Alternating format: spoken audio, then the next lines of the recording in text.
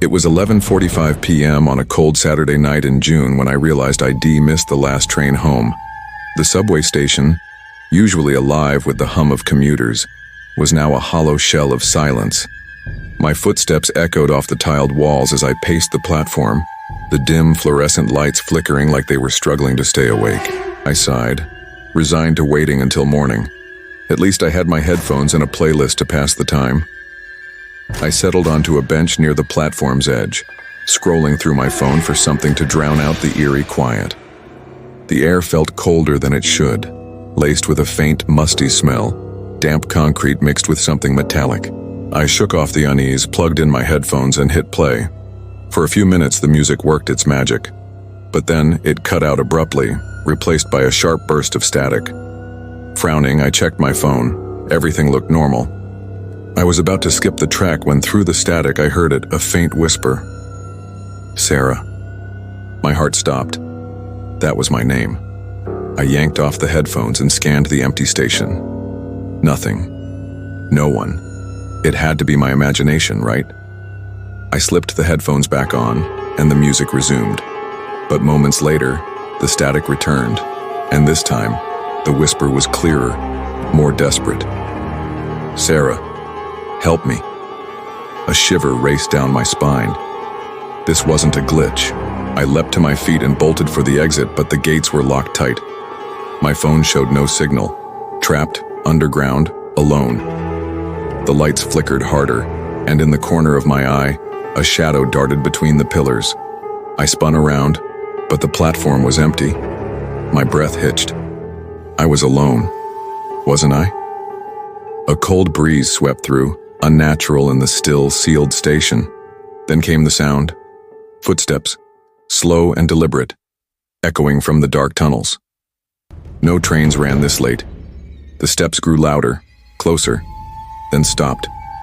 My skin crawled, and there, at the platform's edge, I saw it. A figure cloaked in shadow, its eyes glowing a sickly, unnatural light, its mouth twisted into a grotesque grin. I screamed and ran, my footsteps pounding as I fled down the platform. The figure didn't move, but I felt it behind me, a suffocating presence. I darted into a maintenance corridor, praying for an escape, but it was a dead end. Rusted pipes and a blank wall. No way out. I turned, trembling, and the ghost was there, closer now. A man in tattered, old-fashioned clothes, his face pale and hollow, eyes burning into me. Through my headphones, forgotten in my panic, his voice hissed, "You can't escape, Sarah, you're mine now." I tore them off, but the voice echoed from the station's PA system, cold and commanding. "I've been waiting for someone like you, someone to take my place." Terror sank in. This wasn't just a ghost, it was cursed, trapped here, reliving some dark fate every night, and it wanted me to free it by taking its burden. I had to survive until morning or find a way to end this. But how?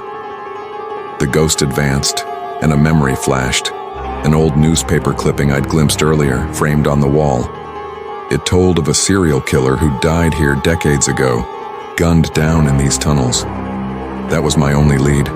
I dodged past the ghost, its icy touch grazing my arm, and raced back to the platform. The clipping was still there, yellowed and faded. I scanned it, heart pounding.